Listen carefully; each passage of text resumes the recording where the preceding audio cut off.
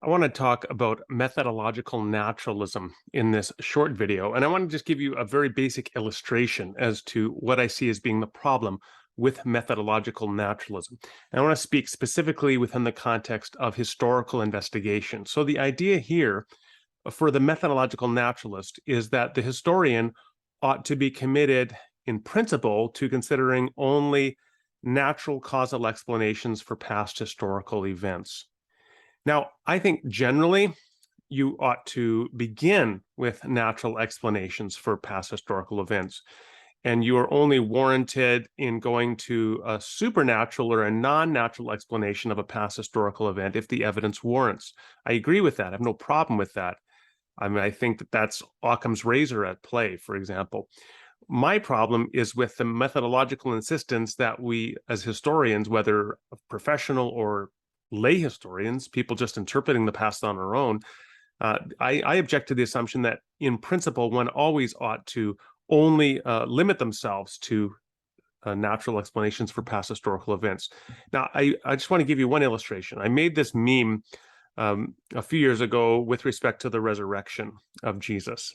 And obviously for Christian, I mean, this is where the rubber really hits the road with respect to methodological naturalism. Are we allowed to appeal to supernatural explanations in principle as possible legitimate explanations for the evidence pertaining to this origin of early Christianity, apparent belief in the resurrection of Jesus, the empty tomb, post-resurrection appearances, etc.? Can we appeal to an actual supernatural explanation at all? Is that permissible as historians, or are we committed to methodological naturalism only in principle to explain all the phenomena at the origin of Christianity? Here's the meme. Historians trying to explain the origin of the early church without recourse to miracles are like scientists trying to explain this impact crater without appeal to meteorites. This is a nice, to my mind, a simple illustration of the problems with methodological naturalism.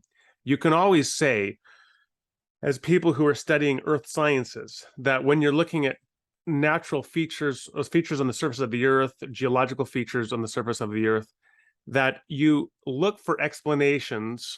First of all, you start with explanations that begin with the earth itself. For example, you look to wind, rain, erosion, earthquakes, volcanism, volcanic explosions, things like that, to explain the features that you find on the surface of the earth. And that's your go-to. That's equivalent to the historian's go-to being natural explanations. However, every once in a while, you're going to encounter a feature on the surface of the earth that is not explained sufficiently simply with respect to the natural processes of Earth history that operate on the surface of the Earth, on the Earth generally. Sometimes you need to go outside of the Earth in order to explain provide the causal explanation for some geological feature on the Earth. And this would be a great example. This crater, the best explanation of it is not wind, rain, erosion, or earthquake or anything else. Rather, it is something from outside the Earth coming in and hitting the Earth, in this case, a meteorite. Similarly, while we can say that in principle, we ought to begin with natural explanations for past historical events, nonetheless, if the evidence warrants, and arguably in the case of the putative resurrection claim, the evidence does warrant, certainly from a Christian historian's perspective, it could warrant it, that we can be justified in going beyond natural explanations and countenancing a supernatural explanation. And if that is a problem with methodological naturalism, then the simple thing we say is so much the worse for methodological naturalism.